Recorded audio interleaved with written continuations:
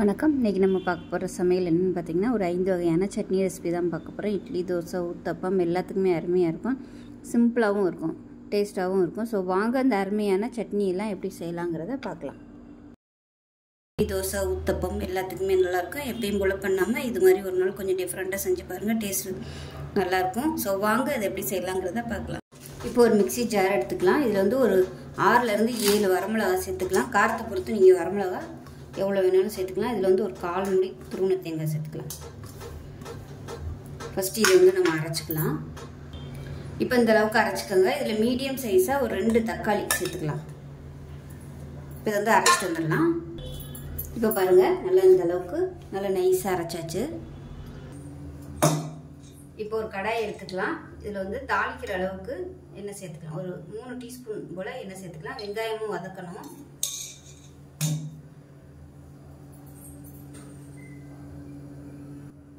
எண்ணெய் சூடானதும் ஒரு டீஸ்பூன் போல் கடுகு சேர்த்துக்கலாம்.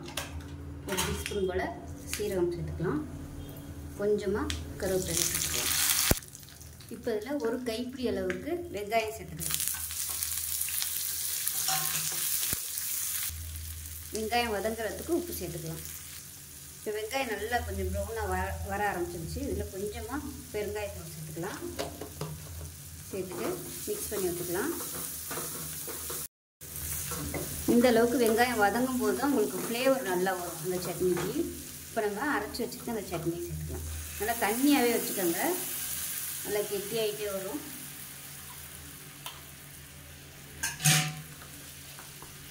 இப்போ நல்லா கிளறி விட்டுக்கலாம். கொஞ்சம் நல்லா கொதி பிடிச்சி வர்ற வரைக்கும் கிளறி விட்டுகிட்டே இருக்கணும்.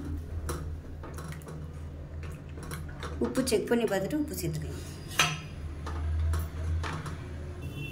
இப்போ நல்லா கொதிக்க ஆரம்பிச்சிருச்சு. கேஸ் அமர்த்திடலாம். இந்த சட்னி வந்து நீங்கள் தண்ணியாக வச்சுக்கிறதுனால வச்சுக்கலாம், இல்லை கெட்டியாக வச்சுக்கிறதுனால வச்சுக்கலாம். நான் வந்து இன்றைக்கி கொஞ்சம் தண்ணியாக தான் வச்சுருக்கேன். ஸோ அவ்வளோதான். இட்லி, தோசைக்கெலாம் ஊற்றி சாப்பிட்டோம்னா அவ்வளோ அருமையாக இருக்கும். ஊத்தப்பத்துக்கும் சூப்பராக இருக்கும். இப்போ பாருங்கள், அருமையான சட்னி ரெடி ஆயிடுச்சு. இந்த மாதிரி பஞ்சு போல் இட்லி சுட்டு அது மேலே ஊற்றி ஊற வச்சு சாப்பிட்டிங்கன்னா அட்டகாசமாக இருக்கும். சாப்பிட்டுட்டே இருப்பீங்க. ஒரு தடவை இதே மாதிரியே செஞ்சு பாருங்கள். செஞ்சு பார்த்துட்டு எப்படி வந்துச்சுங்கிறத சொல்லுங்கள். வீடியோ பிடிச்சிச்சுன்னா லைக் பண்ணுங்கள், கமெண்ட் பண்ணுங்கள், சேனலை சப்ஸ்கிரைப் பண்ணுங்கள், பக்கத்தில் உள்ள பெல் பட்டனையும் ப்ரெஸ் பண்ணுங்கள். நன்றி. செய்யலாங்கிறத பார்க்கலாம். இப்போ ஒரு குக்கர் எடுத்துக்கலாம். இதில் வந்து ஒரு 4 தக்காளி சேர்த்துக்கலாம். இந்த மாதிரி ப்ளஸ் மாதிரி போட்டுக்கோங்க, அப்போ தான் உள்ளே வந்து நல்லா வேகும். அதே மாதிரி 3 காஷ்மீரி மிளகாய் சேர்த்துக்கலாம். எவ்வளோ காரம் தேவையோ அதுக்கு தகுந்த மாதிரி நீங்கள் மிளகாய் சேர்த்துக்கலாம். நான் வந்து 3 காஷ்மீரி மிளகாத்தூளும் 3 வந்து சாதாரண மிளகாயும் சேர்த்துருக்கேன். இப்போ இதில் முங்குற அளவுக்கு மட்டும் தண்ணி ஊற்றினா போதும். ரொம்ப ஊற்றிட வேணாம், முங்குற அளவுக்கு மட்டும் ஊற்றினா போதும். இப்போ இது வந்து நல்லா ஒரு 3 விசில் விட்டுட்டு பார்க்கலாம். இப்போ எப்படி இருக்குன்னு பார்க்கலாம். இப்போ பாருங்கள், இது வந்து நல்லா ஆறிடுச்சு. நல்லா ரொம்ப நேரம் விட்டுட்டேன். சூடோடு எடுத்திங்கன்னா உங்களுக்கு இது வந்து உரிக்க வராது, கஷ்டமாக இருக்கும். அதனால் இப்போ இந்த தோல் எல்லாமே எடுத்துடலாம். இப்போ பார்த்திங்கன்னா எல்லாத்தையுமே எடுத்துட்டேன். தோலை எடுத்துட்டு இந்த நடுவில் வந்து இந்த சதப்பகுதி இருக்கும் பாருங்கள், இந்த கல் மாதிரி இருக்கும் இல்லையா, இதை வந்து நம்ம கத்தியை வச்சு எடுத்துடலாம். இப்போ பாருங்கள், எல்லாத்தையுமே எடுத்துட்டேன் நான். இப்போ இதை வந்து ஒரு மிக்சி ஜாரில் சேர்த்துக்கலாம். இப்போ இது எல்லாத்தையும் மிக்சி ஜாரில் சேர்த்துட்டு ஒரு 5 பூண்டு பல் சேர்த்துக்கலாம்.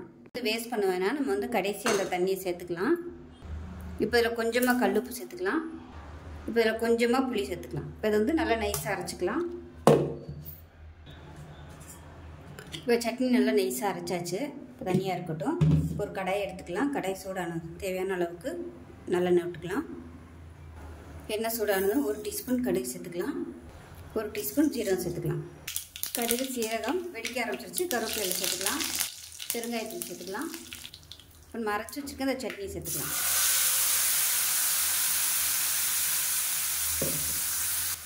இப்போ இந்த வேக வச்ச தண்ணி இருக்கு இல்லையா, இதை வந்து அப்படியே மிக்சியில் சேர்த்துட்டு அலசிட்டு அப்படியே சேர்த்துக்கலாம்.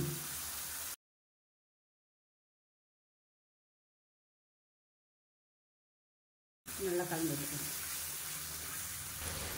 இப்போ இது ரொம்ப நேரம் கொதிக்கணும்னு அவசியம் இல்லை. ஏற்கனவே நம்ம நல்லா வேக வச்சு தான் எல்லாமே சேர்த்துருக்கோம். அதனால் கொஞ்சம் நல்லா கொதி வரட்டும். 1 நிமிஷம் கொதிச்சாலே போதும். இது வந்து நார்மல் காரமாக தான் இருக்குது, காரம் அதிகமாக இல்லை. உங்களுக்கு இன்னும் காரம் வேணும்னு நினச்சிங்கன்னா சாதாரண மிளகாய் வந்து இன்னும் கூட நீங்கள் 4 சேர்த்துக்கலாம். நான் வந்து 3 தான் சேர்த்தேன். 3 காஷ்மீரி மிளகாத்தூள் சேர்த்தேன். அது கலர் மட்டும்தான் கொடுக்கும், காரம் இருக்காது. அதனால் காரம் அதிகமாக இல்லை. நீங்கள் வேணும்னா இன்னும் கூட ஒரு 4-5 மிளகா போட்டுக்கலாம். நல்லா காரசாரமாக சாப்பிட்ணுன்னு நினச்சிங்கன்னா காமத்திடலாம். அவ்வளோதான், நமக்கு அருமையான சட்னி ரெடி ஆகிடுச்சு. ஒரு கார சட்னி, ரொம்ப சிம்பிளான சட்னி, ரொம்ப ஈஸியாகவும் பண்ணிக்கலாம். டேஸ்ட் நல்லா அட்டகாசமாக இருக்கும். இட்லி, தோசை, ஊத்தப்பம் எல்லாத்துலேயுமே சூப்பராக இருக்கும். ஸோ செஞ்சு பாருங்கள். செஞ்சு பார்த்துட்டு எப்படி வந்துச்சுங்கிறத சொல்லுங்கள். வீடியோ பிடிச்சிச்சுன்னா லைக் பண்ணுங்கள், கமெண்ட் பண்ணுங்கள், சேனலை சப்ஸ்கிரைப் பண்ணுங்கள், பக்கத்தில் உள்ள பெல் பட்டனையும் ப்ரெஸ் பண்ணுங்கள். நன்றி. செய்யலாங்கிறத பார்க்கலாம். இப்போ ஒரு குக்கர் எடுத்துக்கலாம். ஒரு 3 டேபிள் ஸ்பூன் அளவுக்கு எண்ணெய் விட்டுக்கலாம். எண்ணெய் சூடானதும் 1 டேபிள் ஸ்பூன் உளுந்து சேர்த்துக்கலாம். 1 டேபிள் ஸ்பூன் கடலைப்பருப்பு, அதே மாதிரி 1 டேபிள் ஸ்பூன் வேர்க்கடலை. இது வந்து வறுத்த வேர்க்கடலை தான், வறுக்காத வேர்க்கடலையாக இருந்தாலும் சேர்த்துக்கலாம். இது வந்து நல்லா வறுத்து எடுத்துக்கலாம். இப்போ நல்லா செவக்க ஆரம்பிச்சிருச்சு. இந்த ஸ்டேஜில் ஒரு 4 பூண்டு சேர்த்துக்கலாம். அது கூடவே காரத்துக்கு தேவையான அளவு ஒரு 6 வரமிளகாய் சேர்த்துக்கலாம். இது கூடவே கொஞ்சமாக புளி, ஒரு கைப்பிடி அளவுக்கு கருவேப்பிலை சேர்த்துக்கலாம். ஒரு மீடியம் சைஸ் பெரிய வெங்காயம் கட் பண்ணதை சேர்த்துக்கலாம். காரம் உங்களோட விருப்பத்துக்கு தகுந்த மாதிரி மிளகாய் வந்து கூடவோ குறைச்சோ சேர்த்துக்கலாம். இது கூடவே ஒரே ஒரு காஷ்மீரி மிளகாய் வத்தல் சேர்த்துக்கிறேன். இது வந்து கலருக்காக மட்டும்தான், இது ஆப்ஷனல். இப்போ மீடியம் சைஸாக ஒரு 2 தக்காளி கட் பண்ணி வச்சுருக்கேன், அதை சேர்த்துக்கலாம். இப்போ தேவையான உப்பு சேர்த்துக்கலாம். சேர்த்துட்டு கொஞ்சமாக தண்ணி ஊற்றிக்கலாம். ஒரு 1/2 டம்ளர் அளவுக்கு தண்ணி விட்டுருக்கேன். ரொம்ப வதக்கணும்னு அவசியம் இல்லை, லேசாக வதக்கி விட்டுட்டு மூடி வச்சிடலாம்.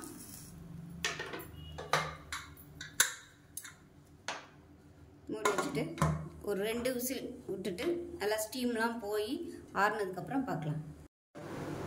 இப்போ ஸ்டீம்லாம் போயிடுச்சு. எப்படி இருக்குன்னு பார்க்கலாம். இந்த மாதிரி தான் இருக்கும். இப்போ இது வந்து நம்ம மிக்ஸி ஜாரில் சேர்த்துக்கலாம். சூடு வந்து நல்லா ஆறுனதுக்கப்புறமா மிக்ஸி ஜாரில் போட்டுக்கோங்க. சூடோடு போட்டிங்கன்னா உங்களுக்கு தெரிக்கும். இப்போ இது நல்லா ஆறிடுச்சு. இப்போ இது மிக்ஸி ஜாரில் சேர்த்துக்கலாம். ஃபஸ்ட்டு தண்ணி இல்லாமல் இருத்துட்டு சேர்த்துக்கலாம். தண்ணி ஊற்றும் போது கொஞ்சமாகவே ஊற்றிக்கோங்க.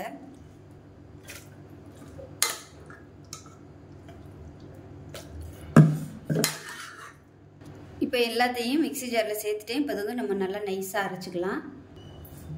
இப்போ சட்னி வந்து நல்லா அரைச்சாச்சு. அந்த குக்கரில் இருந்த சட்னி கடைசியாக ஊற்றி நல்லா ஒரு சுற்று சுற்றிக்கிட்டேன். ஏன்னா நம்ம தண்ணியோட மொத்தமாக சேர்த்தோம்னா ஒழுங்கு அரைப்படாது. அதனால் ஃபஸ்ட்டு தண்ணியை இருத்துட்டு சேர்த்தேன். அதை ஃபஸ்ட்டு அரைச்சிட்டு அதுக்கப்புறமா மிச்சம் இருந்த தண்ணியை ஊற்றி நல்லா அந்த அளவுக்கு அரைச்சாச்சு. ரொம்பவும் தண்ணியாக இல்லை. இப்போ ஒரு பேன் எடுத்துக்கலாம். தாளிக்கிற அளவுக்கு எண்ணெய் விட்டால் போதும். ஒரு 2 டீஸ்பூன் எண்ணெய் விட்டுக்கலாம். எண்ணெய் சூடானது கடுகு சேர்த்துக்கலாம். கடுகு வெடிக்க ஆரம்பிக்குது. 1 டீஸ்பூன் சீரகம் சேர்த்துக்கலாம். அது கூடவே ஒரே ஒரு வரமிளகாய் விதையை எடுத்துட்டு வாசனைக்காக சேர்த்துக்கலாம். கொஞ்சமாக கருவேப்பிலை சேர்த்துக்கலாம். பெருங்காயத்தூள் 1/4 டீஸ்பூன் சேர்த்துக்கலாம். நம்ம அரைச்சி வச்சிருக்க இந்த சட்னி வந்து இதோட சேர்த்துக்கலாம்.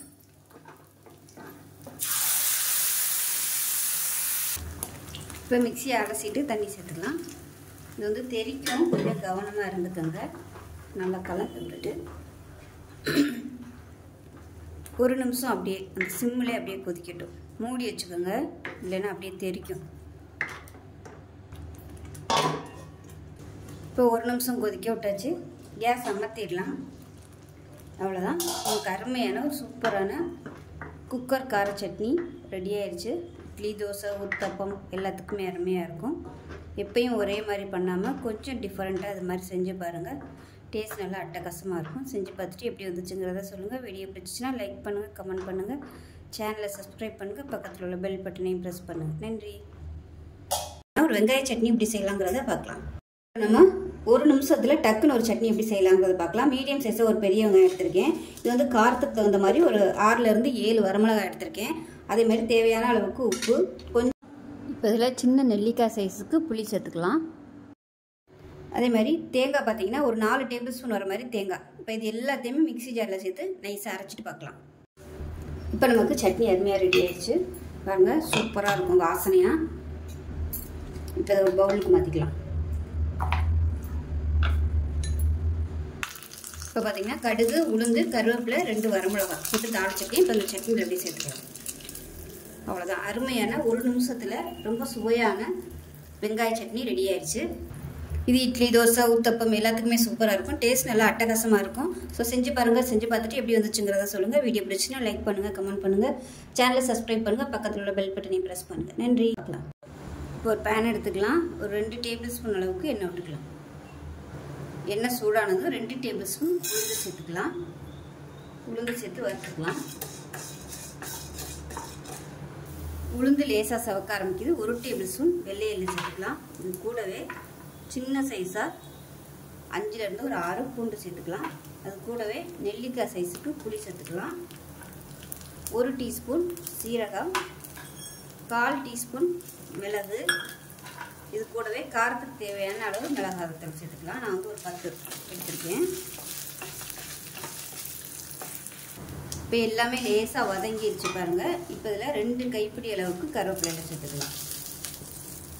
கருவேப்பிலையில் ரொம்ப காஞ்சிருக்கக்கூடாது. காஞ்சிருந்துச்சுன்னா டேஸ்ட் வந்து நல்லா இருக்காது.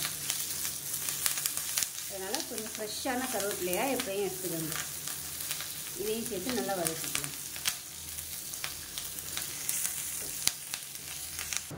இப்போ நல்லா வதங்கிருச்சு. இதில் வந்து ஒரு 3 டேபிள் ஸ்பூன் அளவுக்கு துருவன தேங்காய் சேர்த்துக்கலாம். இதையும் சேர்த்து நல்லா வதக்கி விட்டுக்கலாம். இப்போ அதுக்கு தேவையான உப்பு சேர்த்துக்கலாம். இப்போ இது எல்லாமே நல்லா வதங்கிடுச்சு. அமர்த்திட்டு ஆற விட்டுட்டு அரைச்சிக்கலாம். ரொம்ப நைஸாக அரைக்கக்கூடாது. கொஞ்சம் பரபரன்னு இருக்கிற மாதிரி அரைச்சிங்கன்னா நல்லாயிருக்கும். இப்போ பாருங்கள், அருமையாக துவையல் ரெடி ஆயிடுச்சு. இது வந்து ஒரு பவுலுக்கு மாற்றிக்கலாம். இது நீங்கள் சட்னியாக தண்ணியாக வைக்கிறதுனாலும் வச்சுக்கலாம், இட்லி தோசைக்கலாம். இது வந்து அப்படியே நீங்கள் சாதத்தில் போட்டு புரட்டி சாப்பிட்டிங்கன்னா அவ்வளோ சூப்பராக இருக்கும். நல்லெண்ணெய் ஊற்றியோ இல்லை நெய் ஊற்றியோ சாப்பிட்டிங்கன்னா நல்லாயிருக்கும். டெய்லி ஒவ்வொரு படி சாப்பிட்டிங்கன்னா, சாப்பிட்றதுக்கு முன்னாடி இதில் வந்து இந்த துவையல் போட்டு டெய்லி ஒவ்வொரு படி சாப்பிட்டிங்கன்னா உங்களுக்கு சுகர் லெவல் வந்து நல்ல கண்ட்ரோல் ஆகும். கருவேப்பிலை சேர்த்துருக்கிறதுனால வேப்பிலைக்கு சமமான சத்துக்கள் வந்து இதில் இருக்குது கருவேப்பிலையில். ஸோ அதனால் அடிக்கடி செஞ்சு சாப்பிடுங்க. சுகர் வந்து நல்ல கண்ட்ரோலுக்கு வரும். ஸோ செஞ்சு பார்த்துட்டு எப்படி வந்துச்சுங்கிறத சொல்லுங்கள். வீடியோ பிடிச்சிச்சின்னா லைக் பண்ணுங்கள், கமெண்ட் பண்ணுங்கள், சேனலை சப்ஸ்கிரைப் பண்ணுங்கள், பக்கத்தில் உள்ள பெல் பட்டனையும் ப்ரெஸ் பண்ணுங்கள். நன்றி.